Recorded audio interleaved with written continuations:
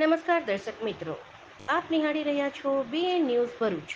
મળતી માહિતી અનુસાર ભરૂચ જિલ્લા કલેક્ટર કચેરી એ ડિવિઝન પોલીસ દ્વારા ગાડી પાર્કિંગ મુદ્દે જે મુહિમ હાથ ધરવામાં આવી હતી, જેમાં કેટલીક ગાડીઓને સ્થળ પર મેમો આપી છોડી દેવામાં આવે છે ને કેટલીક ગાડીઓને 285 કરી એ ડિવિઝન પોલીસ સ્ટેશને લઈ જવામાં આવે છે.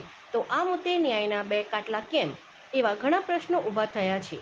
આવા પ્રશ્નોનો ઉકેલ લાવવા હટાવો ભ્રષ્ટાચારના તંત્રી નવીન કાકા, સામાજિક કાર્યકર્તાઓ, આરટીઆઈ એક્ટિવિસ્ટો અને નિપક્ષ પત્રકારિતા કરતા પત્રકારોએ કલેક્ટર કચેરીએ કલેક્ટર તુષાર સાહેબની મુલાકાત લીધી હતી. મુલાકાત દરમિયાન ગાડી પાર્કિંગ બાબતે કેટલીક રજૂઆતો ભરૂચ જિલ્લા કલેક્ટર તુષાર સુમેરા સાહેબને કરવામાં આવી હતી.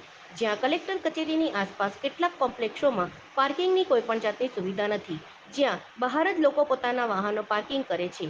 એવામાં પોલીસ વાહન માલિકોને દંડ કરે છે કે પછી વાહનો ડિટેન કરે તો જ ગેરકાયદેસર પાર્કિંગ અટકશે.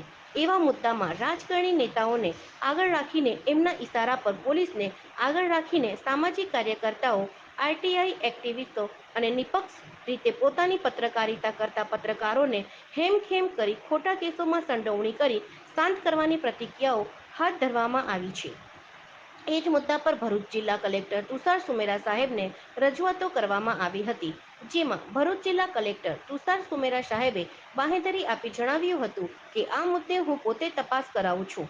તે જણાવ્યું હતું. જોવું એ રહ્યું કે ભરૂચ જિલ્લા કલેક્ટર તુષાર સુમેરા સાહેબ આ મુદ્દે શું કાર્યવાહી કરે છે, એ આવનારો સમય જ બતાવશે. રિપોર્ટર ઇલિયાસ વાઈ મંસૂરી, બીએન ન્યૂઝ ભરૂચ.